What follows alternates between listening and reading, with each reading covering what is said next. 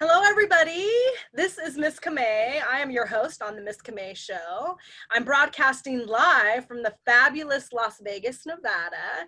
And today I have an amazing guest on my show, Jerry Carbo, Esquire. Welcome, counselor. Welcome to the show.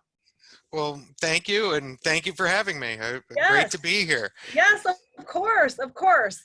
So for those of you who don't know who Jerry Carbo is, Jerry is the president of the National Workplace Bullying Coalition. For those of you who are familiar with me and my platform of workplace bullying, I partnered with the National Workplace Bullying Coalition back in 2015 through Miss Kamay's Black Tie Fashion Gala. And that's where I met Jerry, and we worked together there with the gala, and then moved into a book project, an anthology project that we worked with other board members on. And so we have a little bit of history, and here today, present day, we are doing amazing things within the nonprofit, which we're going to talk more about in our interview. So Jerry, I want to really kind of highlight that you are a professor of labor relations and business and society at Shippensburg University Grove College of Business. How long have you been doing that? Well, I've been here at Shippensburg University for 12 years, and sort of hard for me to believe this, but I've been in academia now for 20 years. I was at Fairmont State University prior to Shippensburg, and I was a director of the MBA program there, in addition to being a faculty member. Wow. So how did you go from being a lawyer and practicing law to teaching? How did you make that transition? Yeah, so I mean, so my career path is really, I started off in HR actually. I was an employee relations manager and then an HR manager for 2 different Fortune 50 companies. And you know, my view has always been sort of the shirt I'm wearing today, workers' rights or human rights. And my goal really as an HR manager and as an employee relations manager was to further that cause, to be able to be the advocate for workers. And as many of us, I think, realize today, it's tough for HR to be truly that advocate. You know, Correct. HR reports to management. HR is part of management. It's sort of like if you're in litigation, asking the other side to select and pay for your attorney. And of course, you would never trust that. And HR is sort of the same way. So after spending some time in industry, you know, I came to that realization and decided that I could help more by one, furthering my research and working on things like the Dignity at Work Act, or working on things that relate to workplace bullying and harassment, and entering into academia. So so it was really from industry that I entered there, and have always since that time actually practiced law. Sort of as almost, I wouldn't call it a side gig, but it's something that I do when I think that I can help people effectively. Got it. Got it. So there was also a time that you served on the EEOC Select Task Force for the Study of Workplace Harassment. So talk to me about that. Yeah, so back in 2015, the chair of the EEOC, Jenny Yang, as well as a couple of the commissioners, maybe even more of the commissioners, but 2 that we worked with directly, Commissioner Lipnick and Commissioner Feldblum, you know, they were in essence looking at the fact that 30 years after, or almost at that point, 30 years after the Meritor Savings Bank case that said harassment based on protected statuses is unlawful, that the numbers really hadn't gone down. The commissioners were noticing that much of the workload and caseload at the EEOC was in workplace harassment. And so what they looked to do is to bring together experts from across the country in all different fields and different areas to figure out ways to really solve the problem differently than what had occurred in the past 29 years. You know, and the idea was, let's bring this group together and study for a year and hopefully get a report out on the anniversary of the Meritor Savings Bank case. So it marked 30 years, and we would say the next 30 years are going to be different. And so every couple of months, the 17 of us on that task force would come together. We would discuss issues, bring our insights in, and maybe most importantly, we would bring experts, other experts in for interviews and to provide testimony and to sort of guide the advice that we would give to the EEOC commissioners. And around the beginning of 2016, we gave that advice to the commissioners, and they wrote their report, which is an outstanding report. Highly recommend that people read it. The 2016 EEOC STF report on the study of workplace harassment. And then we stayed together for a couple more years because we knew that it was still an issue. We knew it was still a problem. And I think that part of that advice also went into proposed regulations, or proposed enforcement guidance, I should say, that is still sort of in the proposed stage, because as many of us realize, there was a bit of turnover at the end of 2016 or the beginning of 2017 with the commission, as well as most agencies. And the hope is that maybe by 2021, we'll see maybe a return to those proposed regs to really knock out and to fully address unlawful forms of bullying in the workplace, which is unlawful harassment. Same behaviors. The only difference is we're talking about those behaviors are based on protected statuses: race, color, national origin, gender, age status over 40, disability, and religion. So, and it was a great group of individuals. We had HR managers, we had consultants from different industry groups, labor leaders, academics, and union and advocates for plaintiffs as well. So what is the role of the EEOC? And I ask this question because part of my consulting work that I do in consulting with targets who are being bullied in the workplace, the EEOC, is kind of, I guess, the first administrative move that I would encourage a target to take for preliminary reasons, not necessarily for resolution to the problem, but more of a preliminary step in the entire process. So what is the EEOC's role? Yeah, so 100% I agree with you in the way that I would view the EEOC. And that is, given the cuts to the budget and given the amount of investigators that they have today and agents that they have today, viewing them as sort of that preliminary role is exactly what they do. If you have an issue of harassment or discrimination based upon any of those protected statuses, you can file a complaint with the EEOC. You have 180 days, or if you have a state agency, you have 360 days to get that complaint to the EEOC. And they do two things. One, hopefully they investigate, and they investigate fully, which would include fielding your complaint, clearing up any issues that they would have with it, making sure they have the full complaint, and then informing the employer and conducting an investigation on that side as well, and then talking to witnesses, and if they find the need to talk to witnesses, and putting a case file together. Now, the second thing they may do, and they're really supposed to do in all cases, is they're supposed to attempt conciliation, which, for lack of better terms, in essence, mediation between the two parties, right? They're supposed to try to bring the two parties together to find a resolution. Honestly, that happens, I would say, more procedurally than substantively a lot of times. It's sort of, well, we asked both sides and one side said no, so we're not going to pursue it further. But some agents are a little more aggressive about that, and we'll try to bring the two parties together. The benefit of this is you get some discovery out of it, right? And you have to, of course, with the EEOC, it's an interesting, the way it works is a bit interesting. Some agents will turn over their case file to you, but generally you have to file FOIA to get your own case file. But you still get the case file. Right, and if you have a good investigator, it's almost like hiring a private investigator to sort of start your investigation of your case. So it gives you a lot of good foundation. And then, of course, if the EEOC finds that there's cause, well, that helps you in pursuing a settlement with the employer. So it's great to have that too.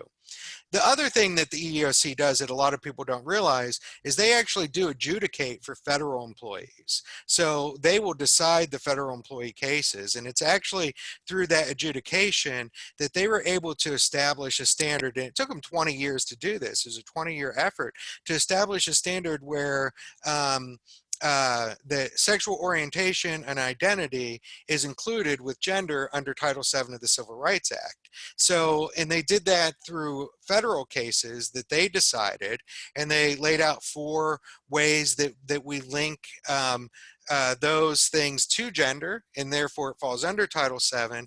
And that actually then sort of spread to a couple of the circuit courts, and now we see those circuit cases in front of the Supreme Court.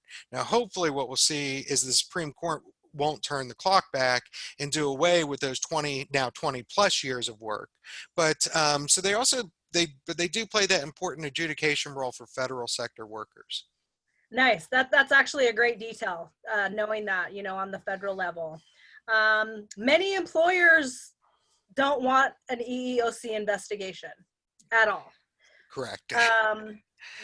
Because you know, although they might be investigating a certain or specific complaint, as you shared, you know, in the discovery process, you know, who knows what they could potentially find that would, yes, you know, potentially be harmful to the employer. So in my consulting business, it is the first very powerful step in the process, because you're now sending a message to your employer that this is serious, this is a big deal, you're not going away.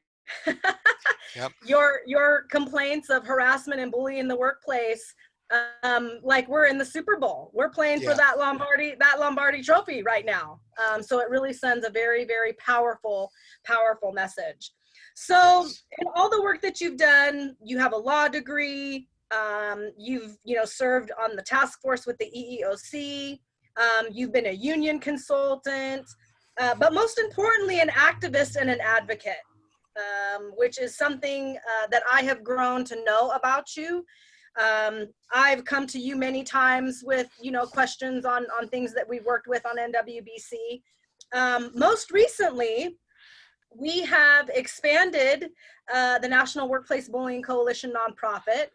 With you in the place or the position of the president, we are moving and shaking. We are doing lots of great things. Something that I would like you to share, I have been so impressed, and actually was brought to tears when I read the Dignity at Work Act bill, which you drafted. And as a target of workplace bullying myself, reading this bill brought, surprisingly, healing and restoration to me, because after reading the bill, I said to myself, this is it. This is what Wow. is going to make bullying in our country illegal. So talk to us about the DAWA, we call it DAWA, Dignity at Yep. Work, DAWA. So talk to me about that bill. Talk to me about that. How did you draft it? How long did it take you?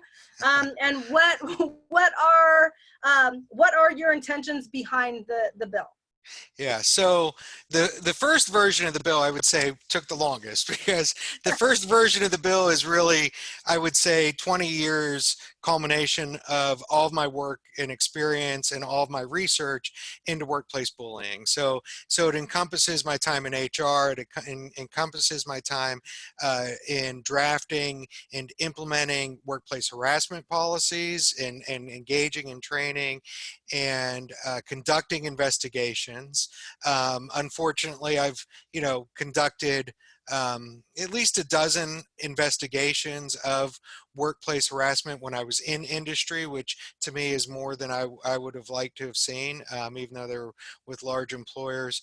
And then I interviewed dozens of targets of workplace bullying for my research. And it's really those targets that developed the bill, is how I would put it. You know, it was their experiences, their stories. And the reality is, you know, when we start looking at bullies or target stories of bullying, they're all important. And so oftentimes we miss that fact. I think our jurisprudence system misses that fact. We address unlawful harassment because it's discriminatory, but what we're missing is it's the harassment, the behavior that's actually what we should be addressing. And Yes. even more than that, it's the dignity that we should be addressing. Everybody has an inherent right to dignity. And Right. that came through so clearly with the targets that I spoke to and that I had the chance to interview and then watch in focus groups as part of my research as well. And the bill really grew out from their experiences. And that was the first draft of the bill. So the first draft of the bill is available in my book, Understanding, Defining, and Eliminating Workplace Bullying. But if you happen to have a copy of that book, or you pick up a copy of that book, you'll see our current DAWA is a bit different from that. And so the next phase of DAWA was to also bring in other experts. And those experts included targets. Those experts included activists. We worked with other organizations, and we've now developed relationships with other organizations. End Workplace Abuse Now as one example, but there are several others. And activists from across the country just, you know, added their experiences, added their thoughts. A number of attorneys on the employment side, both in the employer side and employee side, you know, reviewed the legislation and made tweaks here or there. Lived experiences change things, right? The issues that we see with NDAs played a part in changing the bill itself. The experiences that we've seen with forced arbitration changed the bill itself. And it will probably continue to change. It's Sure. organic, and Sure. workplace bullying is organic. You know, I would love to see a day when we eliminate all forms of workplace bullying, but I know that won't happen. And I would love to be able to list every form of workplace bullying as well in the bill, but that also won't happen because bullies are creative and they'll Right. always find different ways. Um, Correct. and that's why the other piece of this bill that I think is so important is it doesn't necessarily focus on what we're prohibiting, which is workplace bullying.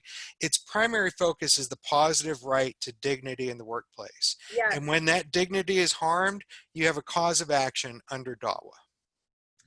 Right. So for those of you who don't understand our legal jargon, cause of action it actually is the basis for a lawsuit, for you Yes. to file a lawsuit.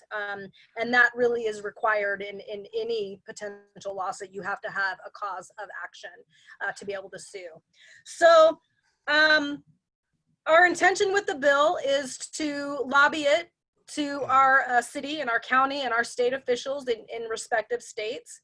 So NWBC has put together an amazing board of directors. We have Janice White, who's one of our board directors, Deb Falzoy, who was a guest on my show a few weeks ago.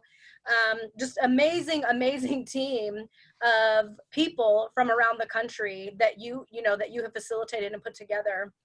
And so we are looking for bill directors in each Yes. respective state to really, hand walk this bill to our city and county and state officials. So talk to us about the importance of the role of the bill director in each respective state. Now, Yeah. how many states we've got? Was it 12 states we've got bill directors in now? Yeah, we add almost every day. So Deb, who you just mentioned, keeps me updated on that, and she is sort of the one collecting the numbers and keeping the legislative side of things organized. And I believe we just added a couple more states, so we're probably up to 14 or to 15 at this point. So I know she has sent me some information. Exactly, and some of the states are surprising. So I know states that you wouldn't think of. South Carolina, for example, we have some traction there, and that's not known as an employee-friendly state by any means. And Right. so it's always good to see those things. But the bill directors are the heart of the legislative side. So the National Workplace Bullying Coalition, what we do is we provide the support. for people to pass this legislation. We provide the support for people to take other steps to address workplace bullying as well, but we're not actually the what would I say? We're not, well, one, we don't engage in lobbying, of course, because we're a nonprofit organization, but we also really just are there to support those bill directors. They are the heart of everything if we want to see legislation in this country. Yeah.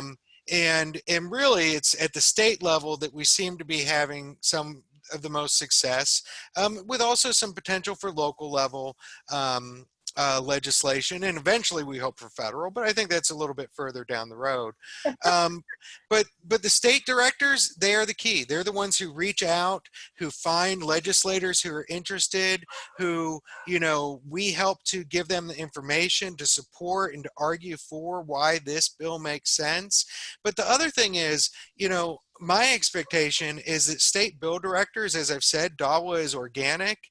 We 100% believe that there needs to be a strong bill with strong enforcement to end workplace bullying, to protect dignity in the workplace. But that might differ from state to state.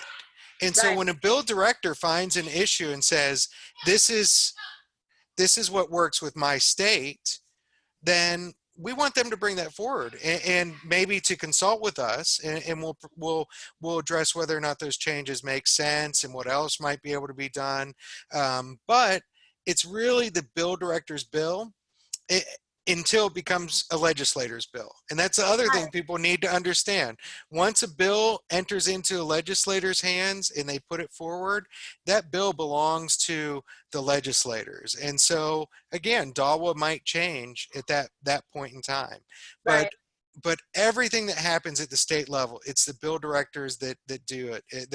They bring people together. They form their team. They organize their team. They are the heart and soul.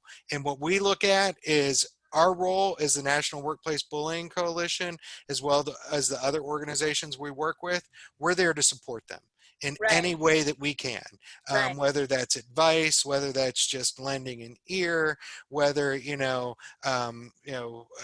it's, proofreading, anything that they need, that's what we'll do. We're helping them to organize. One of our teams, we've sort of talked with them about what different people can do in different roles, and Sure. and how that makes a team work together. So Sure. Sure. Well, the board within itself, you know, and the volunteers that we have, you know, with the coalition, you know, like we simply don't have enough time in this interview to really list off the credentials and, you know, the people who have joined us, you know, our board members, you know, our volunteers, the bill directors that we have. It is a group of people that share a common vision yes. of removing workplace bullying out of our workplaces. Yes. And I mean, your resume is extremely impressive. Sue Yang, who is on our board as well, she was also part of the EEOC for many years. She's a lawyer as well. I mean, I wish we had an office where we could go to every day, Yes. where we could all work together. What an amazing office that would be, you know. Yes. Just so much experience and the passion, you know, behind this this cause. So for those of you who are interested or who might, you know, want a little bit more information about becoming a bill director or just volunteering, you don't necessarily have to, you know, volunteer and become a bill director. If you have a story, if you know someone who has been bullied in the workplace, we would love to hear from you. There is a place for everybody, right, Jerry? Yes, without a doubt. And I think that those places, what you'll also find is there's a lot of catharsis in those roles. So even if you say, I want to be involved, I'm not sure if I want to be a bill director yet. And even if you become a bill director and maybe a bill never gets put forward, just being involved, I have found it can be so helpful to people who've been through a bullying experience. So yeah. Everybody is welcome. And Yes. there are all kinds of things that you can do. Yes, yes. So what would you say to someone who who feels like they're being bullied in the workplace right now, what I guess advice, because you're a lawyer, so you can give us advice, right? I can give you some, yes. So what advice would you give them? What would you tell them? Yeah, so I think the first thing is, if you've come to the point where you think you might be bullied in the workplace, you almost definitely are. Because what typically happens, and I think this is part of a cultural thing in the United States, is when people are targeted for bullying, they ignore it for a long time.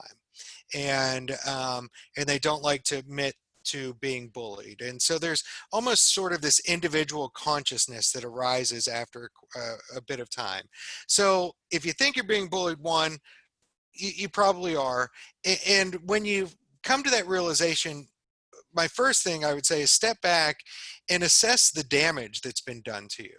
Okay, because you've really always got to keep your eye on that. And Yes. the unfortunate reality is, for the vast majority of targets of workplace bullying, the end of their story at that place of employment is that they're going to end up leaving. And for many targets, the key is identifying when you have to get out. Right. And you have to get out before the damage is irreparable, Right. and it can become irreparable. So always focus on that. Always focus on yourself, and your health and what you need to do. The second thing is document. From the second you think it might be happening, document everything, good and bad. Document interactions that you have. Document exchanges. If you can get others to in essence, confirm that documentation, even better. One of the things I love to see as an attorney is a client who sent an email to their supervisor who told them to do something and just said, just want to make sure this is what you told me to do. If not, let me know where I'm wrong. And then you send that email out, and I don't even care if there's a response. I just need to see that you sent the email so that it was received, and they had a chance to say, oh, no, that's not what I meant, And if they haven't done that, they've just confirmed what you said. So if you can document things that way, all the better. But keep solid documentation. And then don't hesitate to find help. And if the first place that you find help isn't helpful, find a second place. So many times I hear today from employment attorneys things like, well, I need to see a smoking gun before there's any legitimate claim. That's not the case, right? I mean, in fact, very few cases are what we would call smoking gun direct evidence cases. Right. So if an attorney tells you that, find another attorney, keep moving on.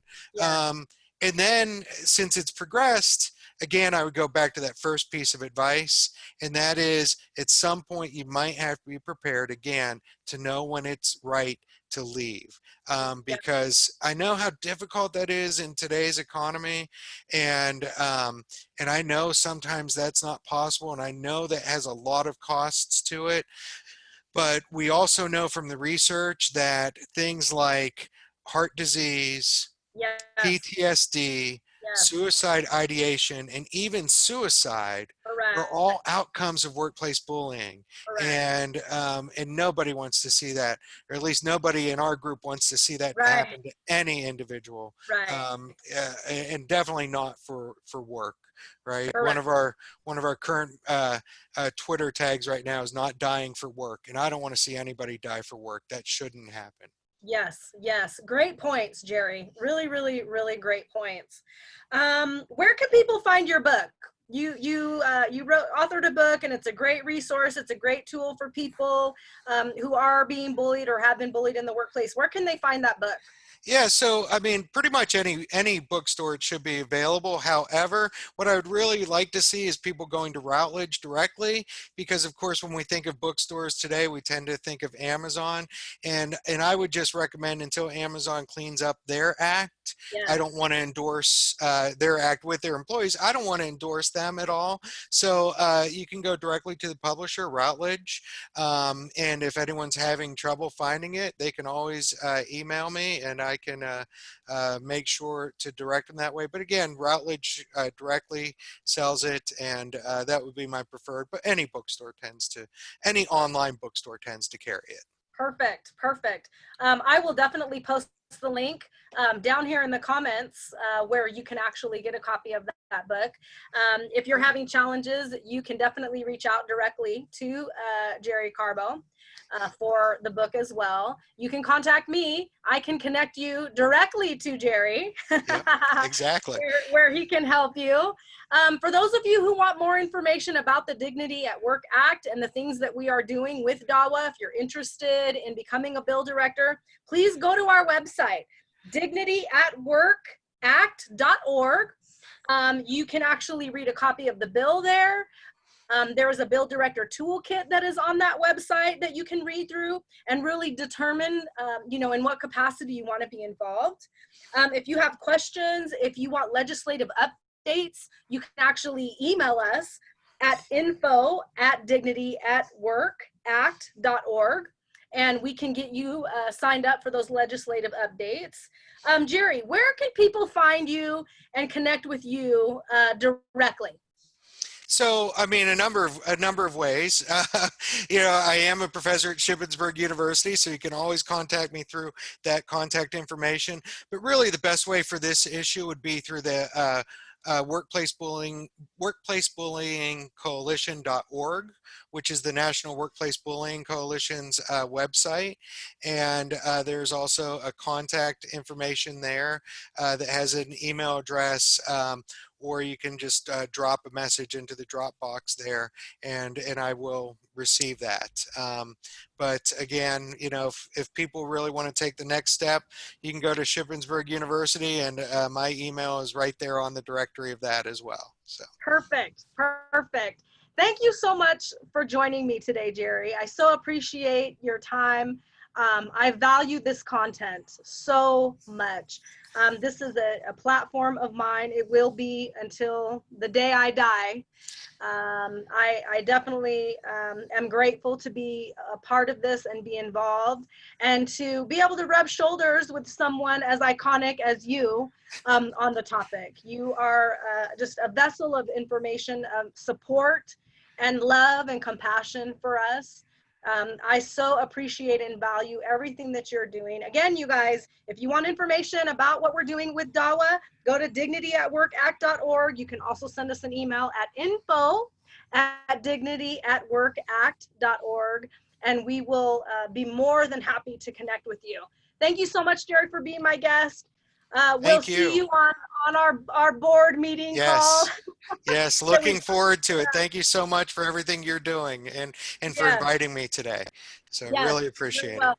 You're welcome so much. Have a fabulous day, and we will chat soon, Jerry. Excellent. Thank you so much. Bye-bye, everybody.